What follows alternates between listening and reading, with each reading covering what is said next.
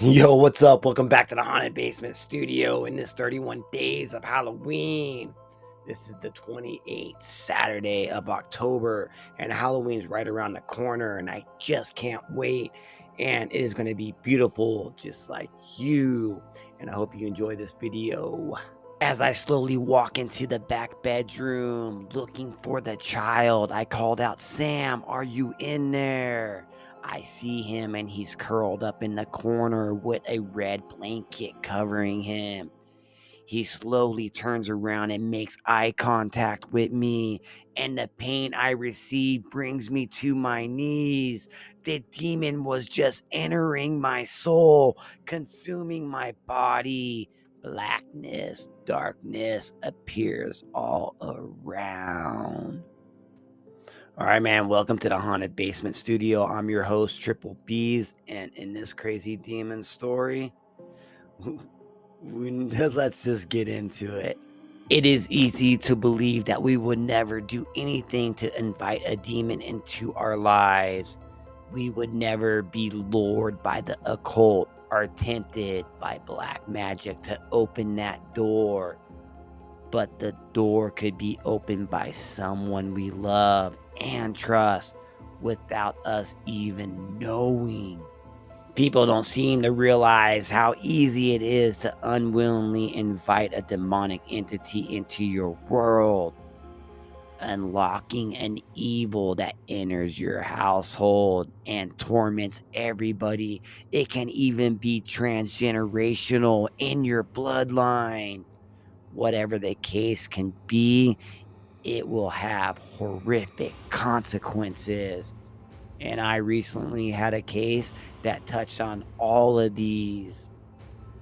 My phone rings one night and it's a single mother of two young boys.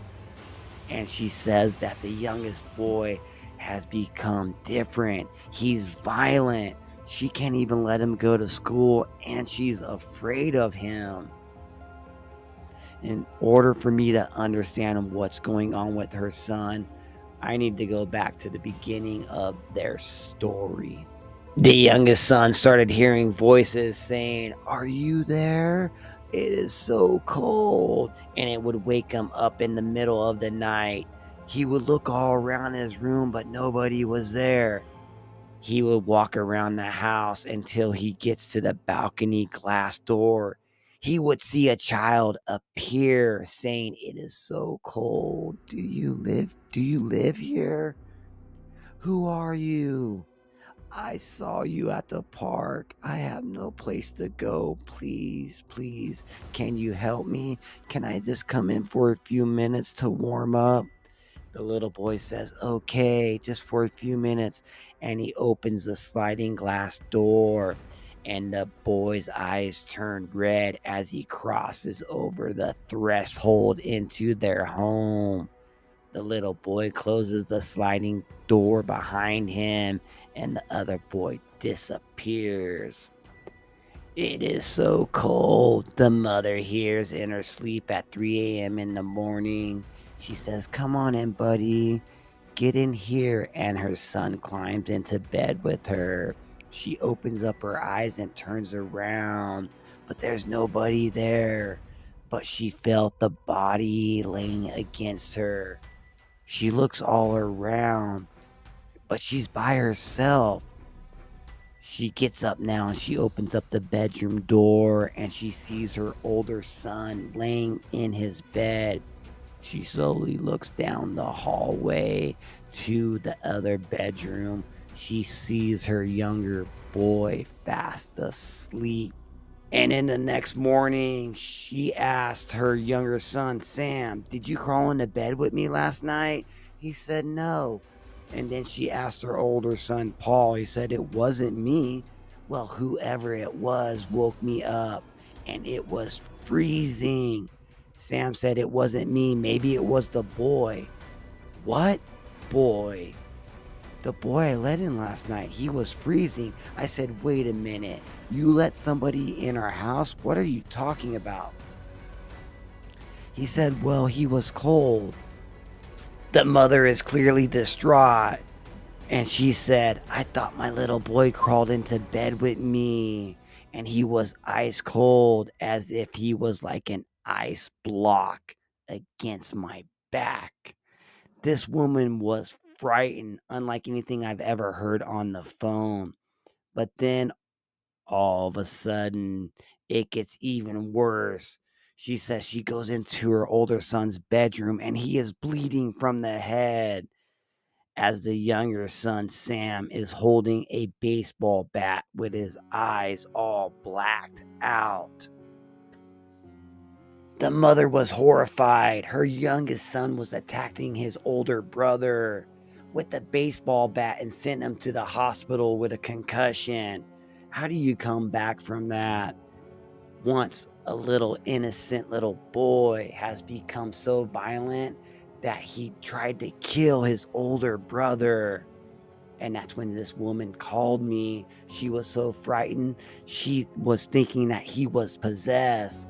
She told me that you have to come see him. If not, she was going to have to figure out a way for her to bring him to me.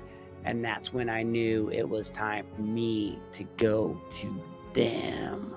When I get there, she says there is something in the house and it is not my son. Then I slowly walk into the house, holding the rosary in my right hand and the Bible in my left. I can feel the presence of a demonic, and it's coming from upstairs. As I take one step closer to the upstairs, I can hear breathing. I continue my way upstairs. It was me. I can hear it wasn't me. It wasn't. I walk over to the door, but it is locked. I say, in the name of the Lord, release. I hold onto the door and I command it. I command you to let me inside. The door opens. Sam, Sam, I can hear you. I am here to help. I didn't see Sam. I hear a demonic whispering. I think the demon is trying to trick me. And as I look in the corner, I see Sam with the red blanket over him. When I walk closer to him, I realize it's not Sam. He must have been transported somewhere because there was this old man there and he looked really sad. Immediately, he started to attack me, and I can feel like a giant ice cold blanket was thrown over me. I can't move, I can't see, and I can't breathe.